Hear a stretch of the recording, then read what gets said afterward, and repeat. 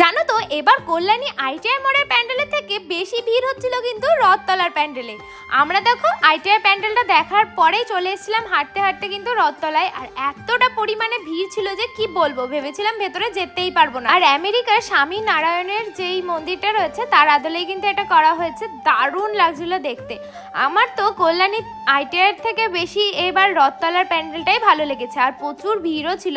দেখো আমরা ভেতরে চলে এসেছি, আর এত লোকের ভিড়ে আমি ঠাকুরটা ঠিকভাবে দেখতেই পারছিলাম না, চাপা পড়ে গেছিলাম। তো ফাইনালি ঠাকুরের দর্শন পেয়ে চলে এসেছি মেলার মধ্যে। আর এসে দেখি এবারকার ভাইরাল লাবুবু ডল ছিল, যেগুলো 350-300 এরম করে চাইছিল। তো আমার খুব একটা বেশি ভালো লাগে না, তাই ওখান থেকে আইসক্রিম খেয়ে সোজা টান টান বাড়ি চলে এসেছে। আর বাড়িতে এসেই ফ্রেশ ট্রেশ হয়ে বর খাবার নিয়ে এসেছিলো, এই যে মোগলাই আর তার সাথে চাউমিন। তো এখন রাত্রেবেলা দুজনা এটাই খাবো। দেখো ফ্রেশ ট্রেশ হয়ে এত ভালো লাগছিল, আর অনেক পা ব্যথা করছিল কারণ অনেকটা হেঁটেছি। তো তোমরা কে কে চতুর্থী থেকে ঠাকুর দেখা শুরু করেছো কমেন্টে জানি।